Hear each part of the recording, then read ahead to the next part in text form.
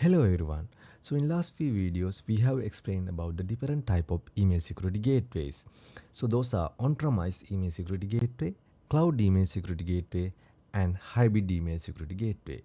So in this video I'm going to explain about the architecture of on-premise email security gateway. First of all, how would be the without email security gateway?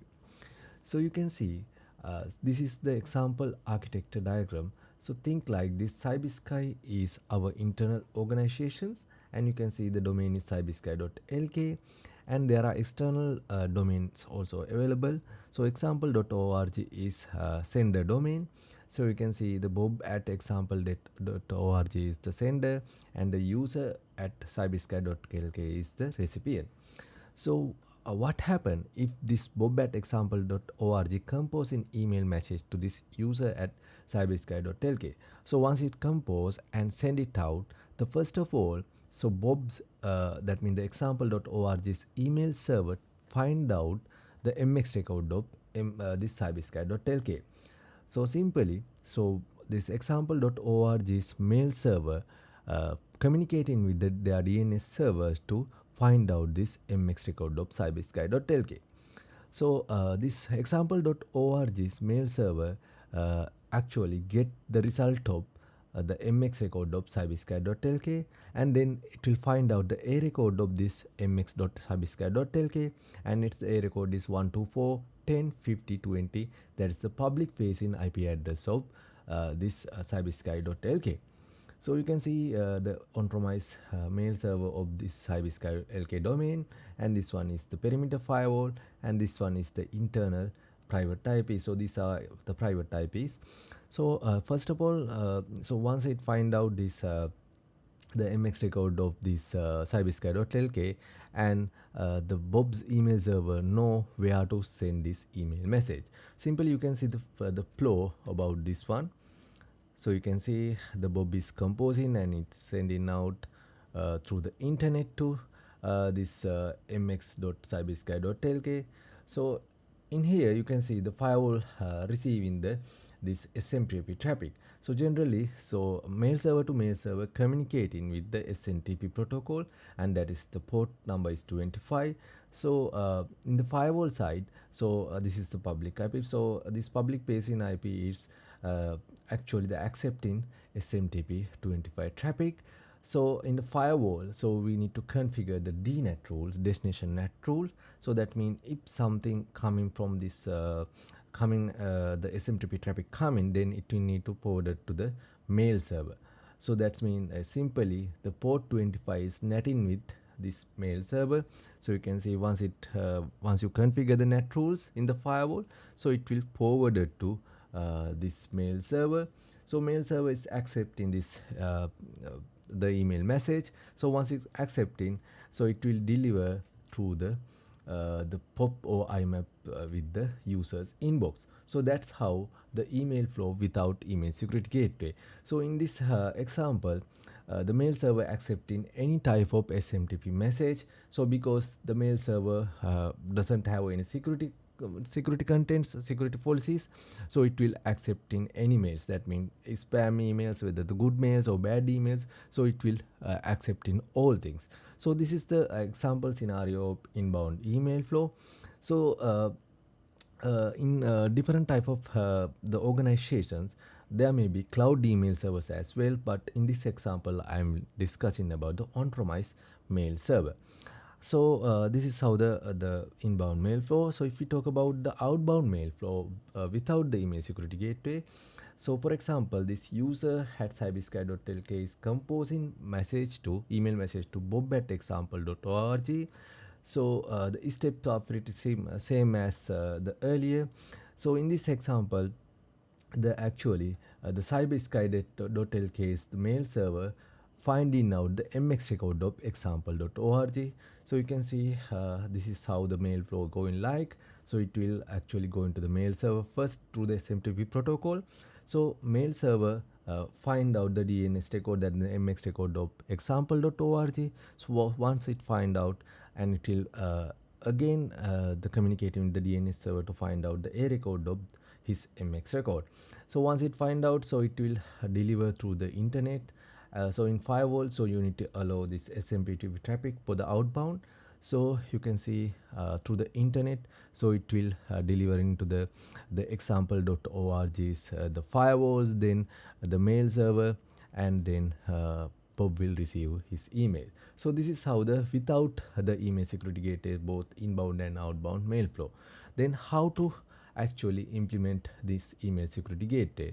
There are several concerns you need to understand this the concept here. So let's think about deploying the ESG email security gateway in the on-premise. So you have options to deploy this ESG in internal organizations data center. You can actually deploy the ESG in the demilitarized zone, DMZ zone, or the production zone, the production servers resides. So once you actually deployed, or the once you configure these settings and everything in the email security gateways, so you need to change the net settings in a firewall as well, because the earlier examples actually the in the net settings are actually configured to deliver to the mail server directly. Okay, so in here, once you implemented the email security gateway, so you need to change the net settings here. So once you configure the net settings, then you need to change the inbound or the outbound connectors in a mail server. And for example, so in the mail server settings, so you need to accept, you need to allow the email security gateway's IP address maybe. So and that's how to trust your email security gateways in a mail server settings. So once you configure this inbound and outbound connectors in a mail server, then you can actually receive the email through this email security gateway. So let's see the example here. So email flow after the email security gateway. So if you talk about the inbound mail flow, so in this example, so similar to that the last one, so you can see Bob is composing message. So then it will find out the mx record of cybersky.lk, and it will deliver to the through the internet to the firewall level, so through the SMTP protocol. So once it received the firewalls in the last step, so I have explained about we need to change the actually the DNet settings. So you can see now this email security gateway is deployed on the on-premise. So we have the on-premise mail server and email security gateway as well. So once you change the net settings, actually you need to point out the to the email security gateway. So early examples without the ESG, this net is configured to mail server now. So you need to configured to the email security gateway. So you can see the inbound email going to the email security gateway. So once this email security gateway accepting these emails, once it's inspect, so we need to configure actually the email security gateway about the mail server. That means once it is scans, you need to configure where it need to be delivered. Actually, once it is scanned, so it will deliver to the mail server again. Okay, so you can see it's the pass-through device, all the inbound mail for going through this email security gateway like this. So once it receives the mail server, so it will deliver to the user from its protocol. Will be used the POP3 or IMAP. So user is receiving this email. So this is how the inbound email flow working here.